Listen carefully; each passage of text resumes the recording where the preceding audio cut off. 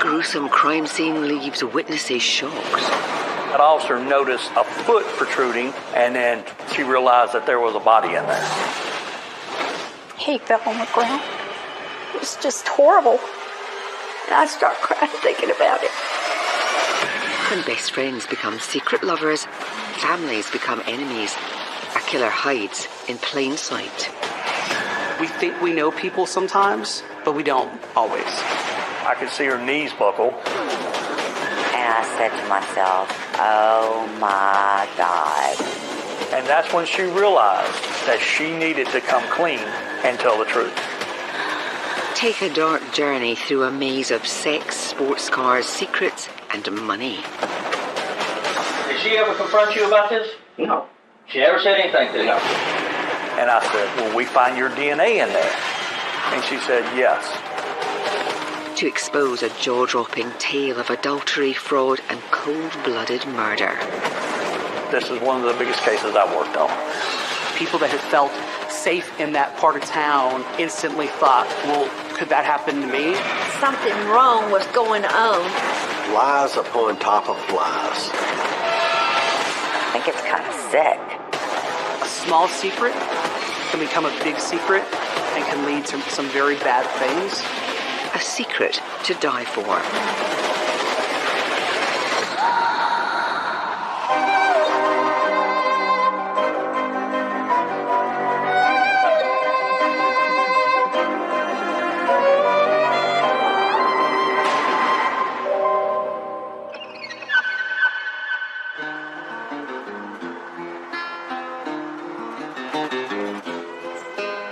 Countrywood is a neighborhood outside the busy part of Memphis.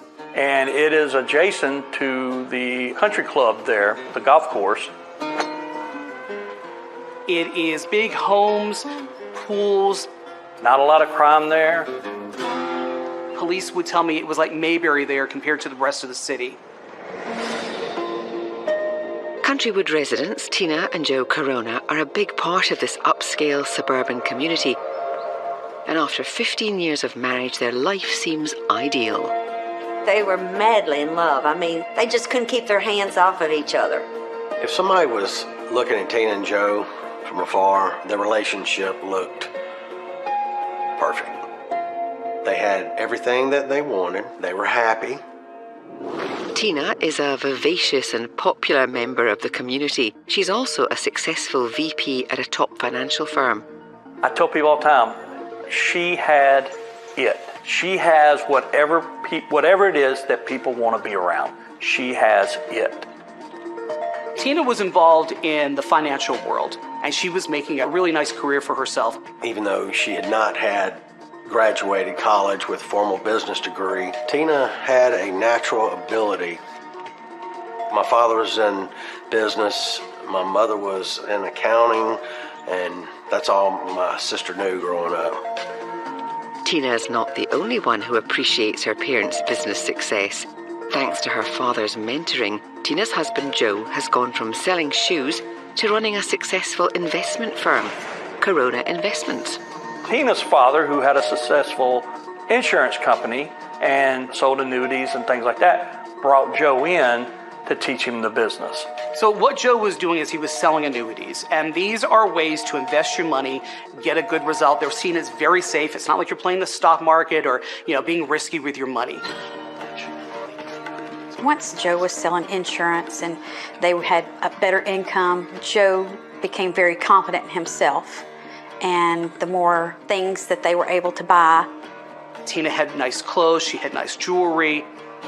The Corvettes obviously caught a lot of people's eyes.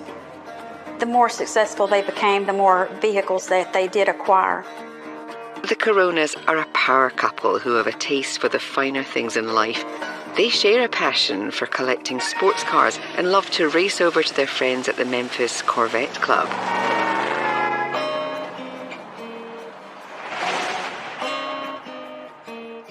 The Corvette Club was their life, was their personality. It was a big deal to my sister. Tina and Joe loved the Memphis social scene. They're often out on the town with another couple, Becky and Bruce Black. Tina and Joe's friends, Becky and Bruce, they did a lot with them. hung out all the time. The wives got along well, the husbands got along well. They were just seen as the best of friends. Becky and Bruce are more than just Tina and Joe's friends. They're also in business together. Becky and Bruce did invest with Joe in the Corona investments. And they aren't the only investors from Joe's social group. Generally, his clients came from people they knew together. That's why he wanted to come to our church, because that would be an opportunity that he could get a lot of people's business. All the investments people were making were for their retirement. We heard from different people.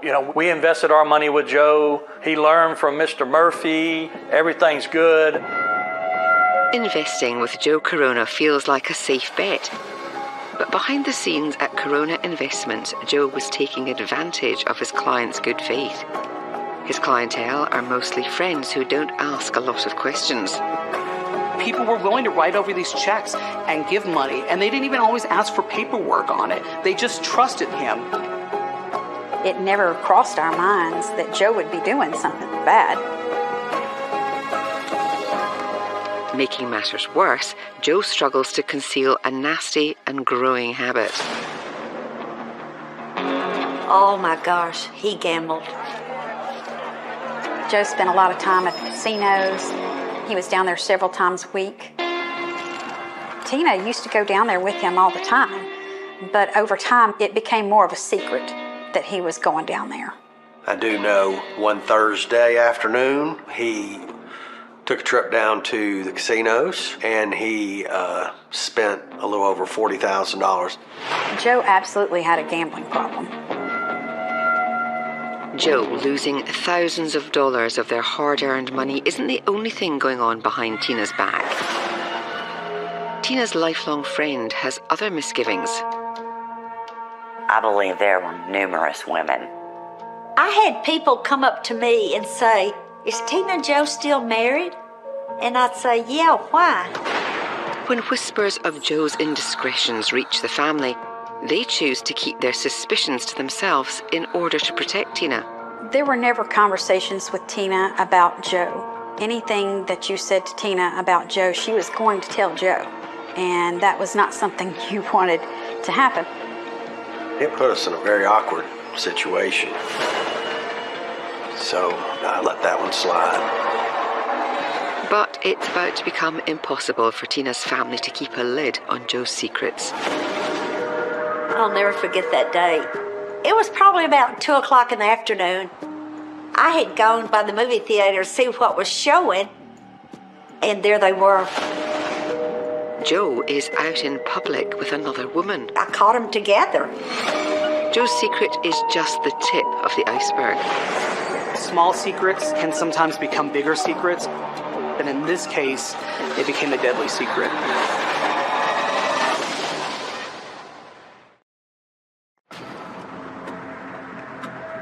Rumours about Joe Corona's womanizing are confirmed by his mother-in-law. And the woman he is seen with is a shocker. Joe and Becky Black. And when I saw them, it just scared me to death.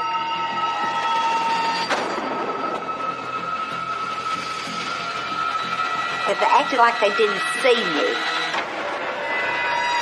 Joe works quickly to cover his tracks. Tina called me that night and she said, "Mom, Joe said that you saw him at the movie theater."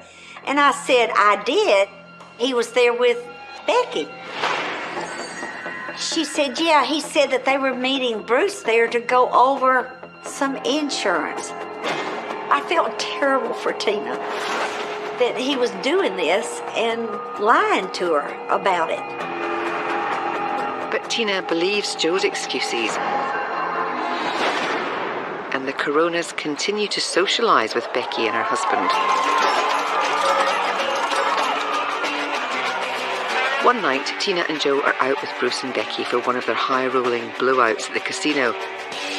Bruce thinks nothing of dropping a few $1,000s at the blackjack table. Bruce was the breadwinner in his family. He was very successful, made a lot of money. Bruce was a fun-loving guy, but he did like to gamble. He liked to drink. Joe would say, I love going to the casinos with Bruce because he had the money. Late into the night, the drinks are flowing freely and Bruce's bets keep getting bigger.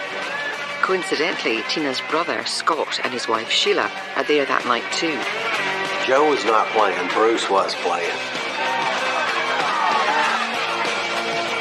Bruce was very intoxicated and he had stacks of chips. I guess around $50,000 of chips on the table there. When Scott and Sheila joined the group, they noticed something unusual. Joe did not drink, and normally people that don't drink don't really enjoy being around drunk people. But he did. He could take advantage of friends. And Joe certainly appears to be taking advantage of Bruce. Joe was helping him out by counting his chips and taking them, getting them cashed in every so often so nothing happened to his money. Joe said he was doing him a favor. And we just laughed, thinking, oh, he's going to take care of it for him. He's going to take it. I think probably Joe was doing a 2-for-1 special. It looks like Joe was pocketing some of Bruce's winnings. The chances are high that Joe was skimming some of that money off the top if Bruce was getting any of it back. When we left the casino that night, I just thought, that was the craziest thing I'd ever seen. Little does Scott know, Joe's reckless behaviour is just getting started. Scott and Joe have office space in the same building, and he's about to get a front row seat to something unfathomable. Scott came home from work one day and was pretty upset, and I'm asking him what's wrong. And he told me that he had seen Joe and Becky having sex in Joe's office. The truth is, Joe and Becky have been having an affair for almost a decade. As time passes, they seem less concerned about getting caught. Joe and Becky were not trying to be discreet at all. They ran around as if they were married. And back at home, Joe was spending an unusual amount of time on his phone every day. I believe my sister started having an idea that Joe was up to something. And Tina asked Joe for the phone bill, and he did not want to give it to her. He did end up giving her a version of the phone bill, but Tina had also contacted the carrier and got the real bill. And when she looked at what Joe gave her compared to what the carrier sent, it was not the same thing. He had done a cut and paste job on the phone bill, and with the real bill, she could see how many times he talked to Becky. They were talking 16 times a day. Faced with indisputable evidence, Joe makes a stunning admission about his relationship with Becky. When Tina confronted Joe, he said, well, yes, but it was more of an emotional relationship. She doesn't mean anything to me. You mean everything to me. You're the love of my life. Once again, with unwavering belief in Joe and their relationship, Tina falls for his lies. And Joe told Tina that the affair was over. Joe promises Tina that he'll work to rebuild their marriage.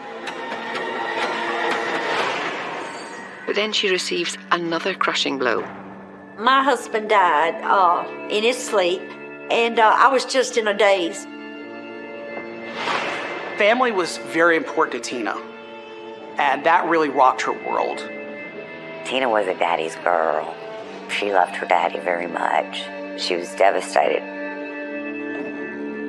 As grief and turmoil engulf Clara, Tina and Scott, dangerous deceit, secrets and lies threaten to further rip this family apart.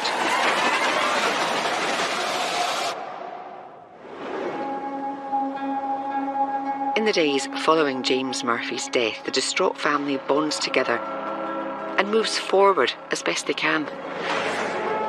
It was devastating to the whole family. Clara was more than devastated. And Tina, too. All she kept saying was, what am I going to do without my daddy? In the midst of their grief, Tina's husband Joe steps up. When my father passed away, Joe jumped right in and said, "Hey, look, I'm going to help you guys, help your mom." Joe started telling me how much he loved me, which shocked me. He'd never told me that in his life. Joe offers to help with the more complex part of the estate, James Murphy's vast car collection. Tina's father had collected cars. He had Bentleys, Rolls Royces, 57 Chevrolets, old Corvettes, but he would buy and sell them. And Joe had said, hey, I'll sell these vehicles, we'll get the money from them, that'll help with things. I had no reason to doubt that he wouldn't help my mother and do the right thing.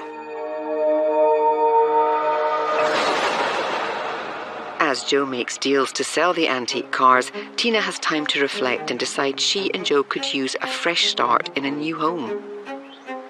Tina had a nice house, but Tina wanted the next house. She said, we deserve almost a show palace of a house. And she figured, we have the money, let's move. Let's do it now. Why should we wait any longer in life? Joe agrees, but secretly knows there's no way he can come up with the down payment. He controls the household finances. She'd have to ask him if she could have some money to go shopping. He controlled every single thing that she did. He decided where they were going to go for dinner. He decided what movie they were going to see, what event they were going to go to. She couldn't go to a doctor's appointment without him. She couldn't go to a nail appointment without him. He was the most controlling person I've ever met in my life. Some people will tell you that Tina wanted someone who was stronger than her in the relationship. Someone to kind of take care of her, to celebrate her and support her, and that's what Joe's personality really lent itself to, at least on the outside. But the question was, what was really happening behind the scenes? The hard truth is, they are drowning in debt. Joe's gambling away their money, and despite promises to the contrary, his secret relationship with Becky is stronger and more intense than ever. One minute, she's smiling to Tina. The next minute, she's having an affair with her husband. It would have been real convenient for Tina to be out of the way for Becky. Becky wanted Joe. She wanted a life with Joe, and Joe wanted a life with Becky. But I don't know that either one were willing to leave their spouses because it was really convenient. Both their spouses are earning a living for the two of them to play around every day. When Joe wraps the sale of his father-in-law's vehicles, Clara is eager to find out how much money he's made. But strangely, her bank statements are no longer being delivered in the mail.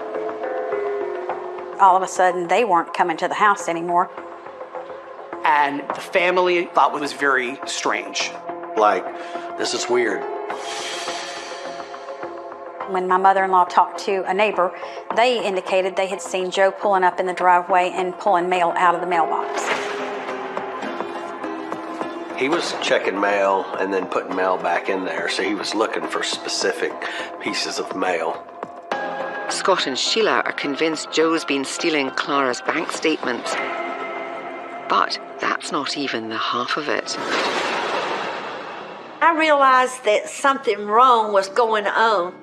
Sheila helped me, and we logged everything that Joe had done. And went through each car and how much Joe had told her that it was sold for versus how much was actually deposited in the bank. One of the vehicles was a Bentley that had 23,000 miles on it, and Joe had ended up selling that car for around $20-something thousand. And I had pulled up paperwork where my father had turned down several $50,000 offers on the vehicle. Joe had stolen about $30,000. It was Tina's mother. Turns out Joe has been selling the cars under value to make fast cash for himself. I couldn't believe it. He's a piece of work.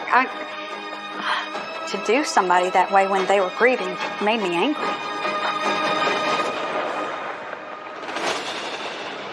Tina's family has had enough. Joe is about to face the music. Clara called Tina and Joe and said she wanted to have a family meeting about all this money. I think it was an aha moment for Clara and Scott. They were right about Joe all along.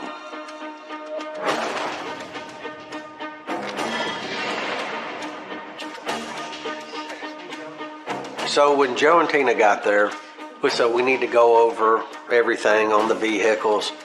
All of the paperwork was presented to Tina and Joe. Joe immediately got nervous. He was sweating profusely. As accusations fly, Joe angrily denies everything. That was a very ugly moment in time. In Joe's mind, he didn't owe my mother any money for the cars that he had sold. Tina once again defends her husband. How dare they accuse my husband of stealing money? How can my family treat me this way? I couldn't understand how Tina could believe everything that Joe was telling her. You've already found him to be a cheater, and now he's a thief. At what point is she going to wake up?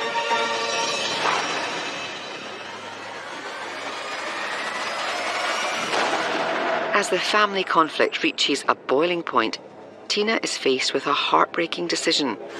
And Joel turns to her and says, "It's me or it's them." And Tina chooses Joe. Tina got up and said she'd lost her family. I just started bawling, and they left. Despite clear evidence that Joe is stealing, Tina stands by her husband. The fact that Tina chose Joe over him and his mom, it was very painful. It was really hard on me. I know it was hard on my mother. Tina's loyalty to Joe comes at a huge cost. This family will never be the same.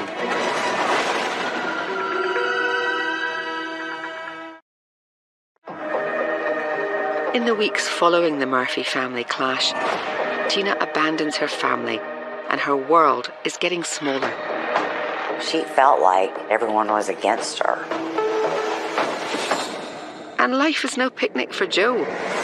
His clients are mostly friends who are starting to demand answers about the money they put in his company, Corona Investments.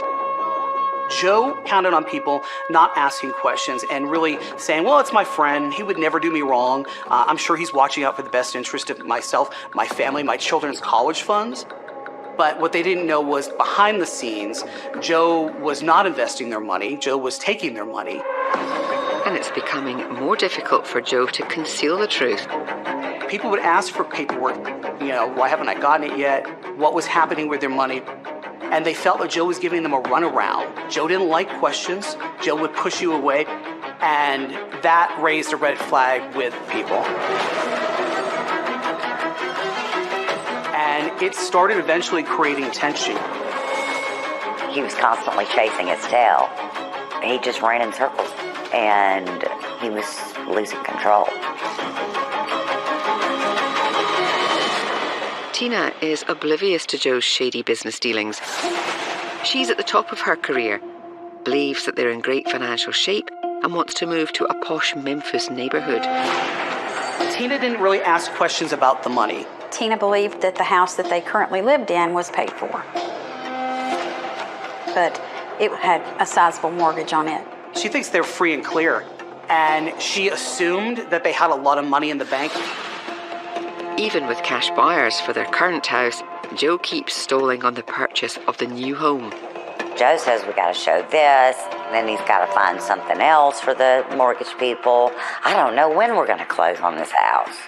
Joe knew that when you start getting banks involved and you start having people look into finances to buy that beautiful house that Tina wants, you can't hide things. People are going to find out. The walls were closing in on him, and eventually something had to give. Joe's lies and betrayals are starting to catch up with him, and he knows it. The last thing he wants is for Tina to uncover the truth.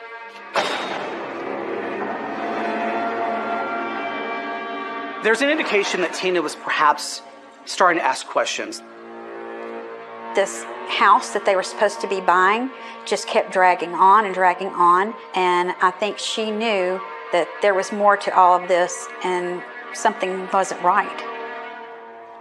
I think she was on the verge of discovering the truth. Tina's worries and suspicions are affecting her health, and she reaches a dangerous low point. I could tell she wasn't herself. She wasn't the bright light in the room. She was very dim. It's almost like the persona started cracking. Not feeling well, putting weight on. She said, I just feel fat and ugly. And I said, is Joe doing this to you? She goes, well, I guess when he tells me that he's not physically attracted to me. And there's more on Tina's mind. Becky Black is still on the scene, and her behaviour is starting to creep Tina out. Becky wearing the same kind of clothes that Tina wore, wearing the same perfume. It was Joe's favorite perfume. Her hair, she bleached her hair like Tina. I think it's kind of sick. I'd never seen her so depressed. As her melancholy intensifies, Tina searches for something to celebrate. An upcoming dinner party at the Memphis Corvette Club may be just what she needs. She was president-elect of the club. The club had a lot of activities going on. And she was tasked with getting things ready for this party. So Joe said that he had told Tina to take the truck because she was getting party supplies. While Tina runs errands, Joe has plans to work on one of his classic cars. He had a souped-up vehicle, and one of his friends from the Corvette Club was going to help him work on it.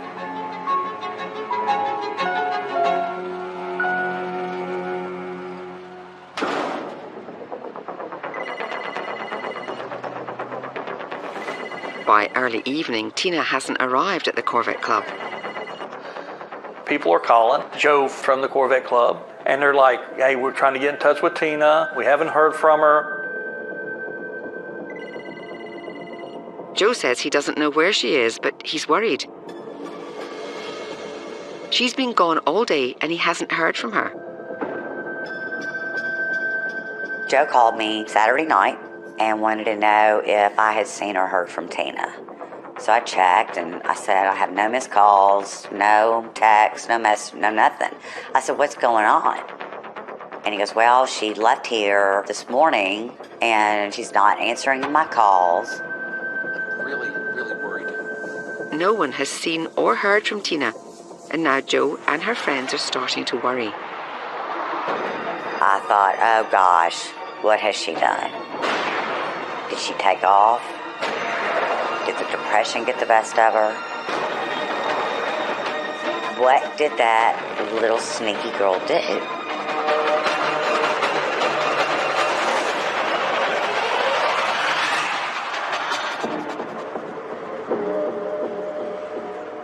By 6 p.m, Tina Corona is a no-show at the Memphis Corvette Club. Panic is setting in. Her best friend Carrie is determined to find her. I said, have you called the police? No. Have you called any hospitals? No. I said, I tell you what, you put a search party together and retrack where she was going that day. So they were supposed to have a big party that night, and instead that party turned into a search party. And they spread out looking for Tina. When Joe contacts the police, they agree to put out an APB and be on the lookout for the vehicle. You have all of these people in the Corvette Club looking for Tina, and there are questions of why wouldn't you call the missing person's relatives? She had apparently been missing since Saturday. Nobody had called me until Sunday afternoon.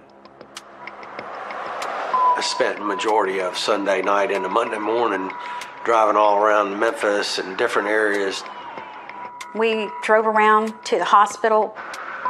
We were out till after 2 o'clock in the morning looking for her. It was like looking for a needle in the haystack. And I kept thinking maybe she got smart and left him. The weekend search is fruitless.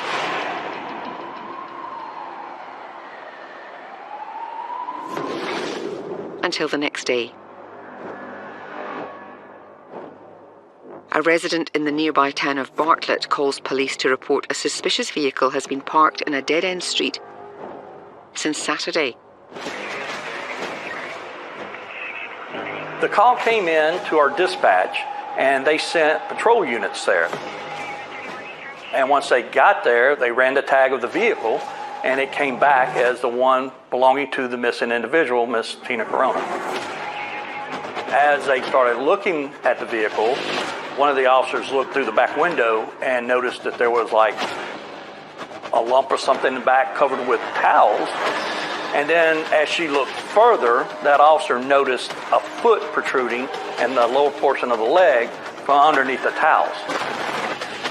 And then she realized that there was a body in there. Police quickly identify the body as Tina Corona. The truck itself, it looked like it had been ransacked. The glove boxes were open. There was stuff thrown on the floorboards. Police consider the possibility that Tina is the victim of a carjacking. I got there and I observed that her shoes were just stacked together side by side. And I thought that odd. Tina's purse and cell phone are gone, but her expensive jewellery is still there. If you're going to commit the dirty deed of a murder and carjack somebody's car or rob them, why would you not take $30,000 worth of rings? Because if it was a robbery, that's what you're going to rob her for. Why would you leave it? So that seemed very odd to us. And it kind of struck a chord in the back of our head. There's something else going on here. Officers are dispatched to deliver the tragic news to Tina's family.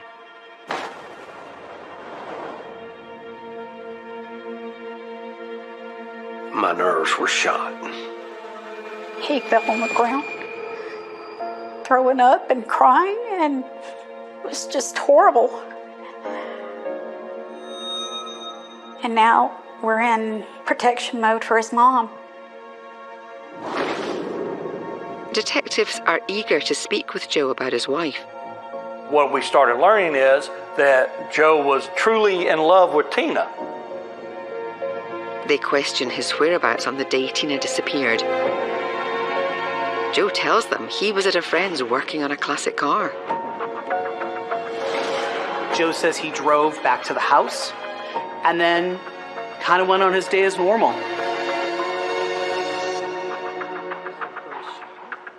Police confirm Joe's alibi.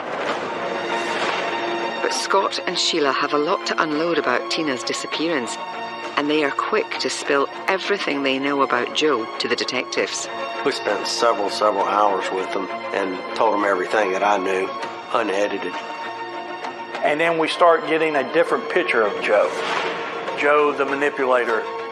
Joe the guy who's worried about money, who's trying to make the hustle. Tina's brother advised us that Joe had been carrying on an affair with Becky Black for many years. So here you are, you have the husband, he's having an affair with Becky Black, and who's to say that Becky Black didn't have something to do with the disappearance and the murder of Tina? So now she becomes a suspect also.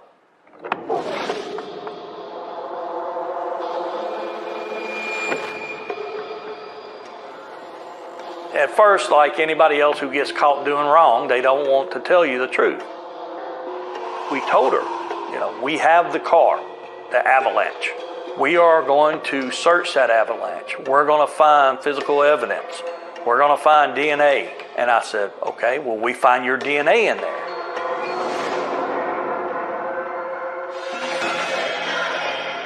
And I could see her knees buckle. And that's when she realized that she needed to come clean and tell the truth. And she said, yes. And I said, how did your DNA get in there? Then she says, Joe and I had sex in the car. And we're like, okay, now we're getting somewhere. Becky doesn't stop there. She reveals she's been secretly stashing tens of thousands of dollars in her attic. So there were secrets happening everywhere. Becky's sleeping with Joe, and she's taking money from her husband and hiding it up in the attic to create an escape fund as she saw it. Becky's secrets make her a strong suspect, but police still don't have enough evidence to make an arrest. Meanwhile, the community remains unsettled and people want answers. There was pressure on police to get this solved, to make an arrest, to make people feel comfortable, feel safe again in their city. And people just were wondering, why hasn't this been solved yet? Then police receive a call from Tina's best friend, Carrie, who drops a bombshell. I was literally consumed with her murder. But I was on my way to work one morning, and I was thinking about Joe and Tina, and I said to myself, oh my God, no. A mountain of lies and deceit is about to come crashing down, and a murderous scheme is revealed.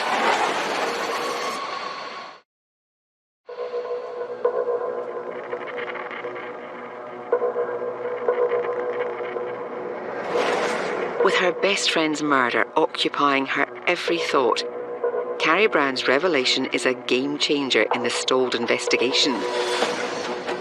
My husband and I discussed some debt we had. So we decided to make a withdrawal from our annuity to pay that debt off. And she had asked Joe for that to happen. And Joe kept stonewalling her and wouldn't do it. And finally, it took her up to 3 weeks for it to happen.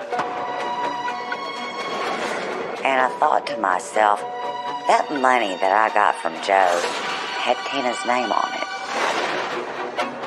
Now, why would Tina's name be on my annuity? And I said to myself, oh my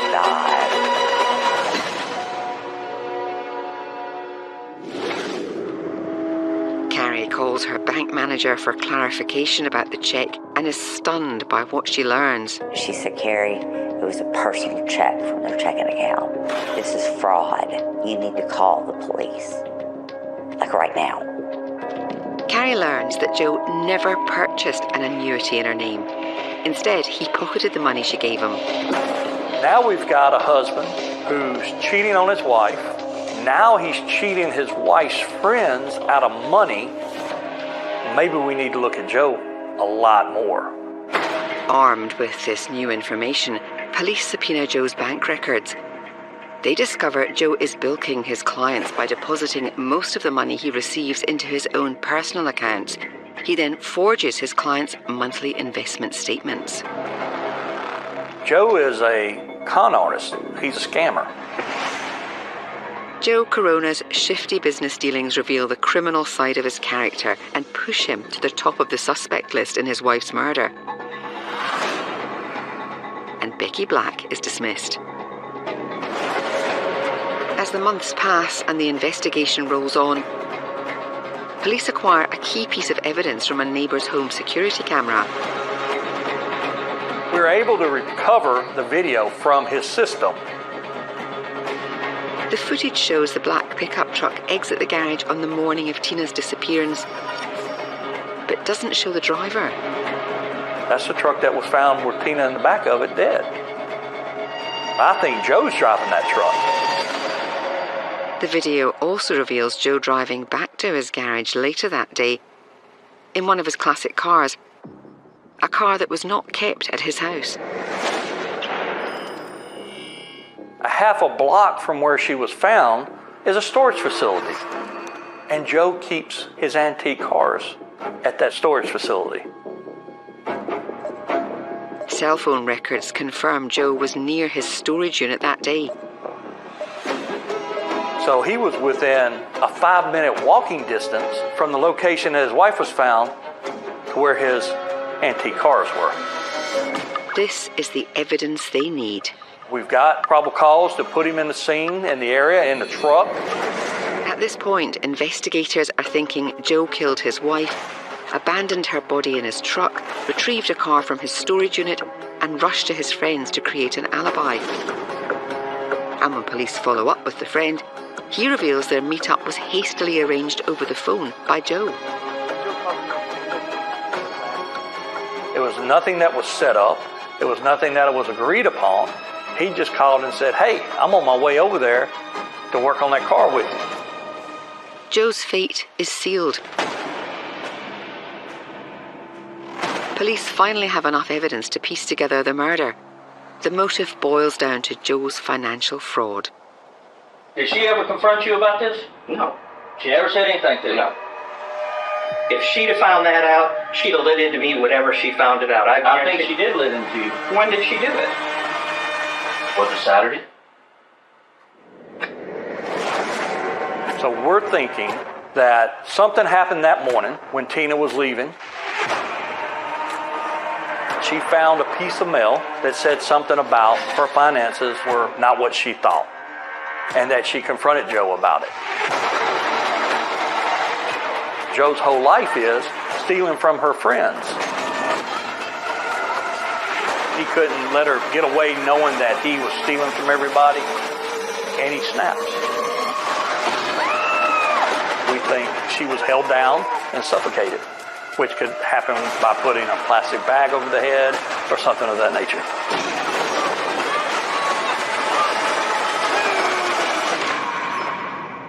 I believe she never left the house that day.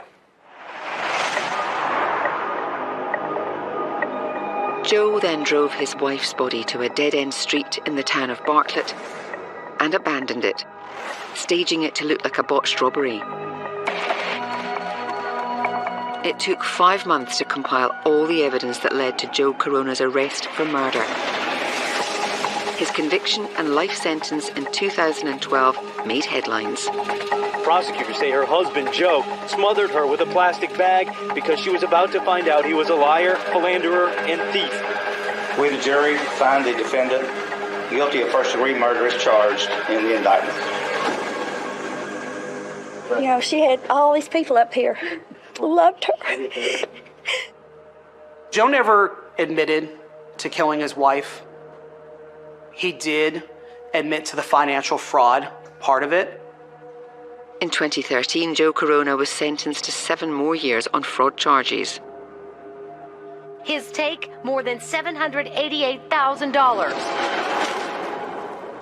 Joe's deceit and manipulation led directly to Tina's estrangement from her family and her brutal murder.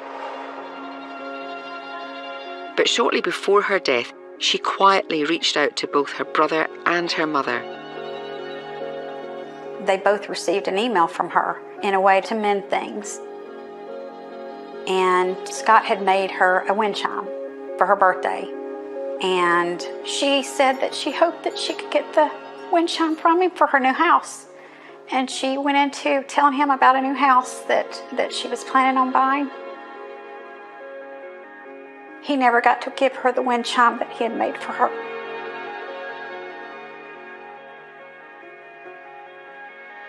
She was killed at 44 years old. She had her whole life was ahead of her. I just wished I'd gotten to see her in person before she died. Tina being gone changed my mother-in-law. Tina being gone changed my husband. They'll never be the same people again. Family gatherings are not the same. That happiness is not there that we once had with her. She knew I loved her.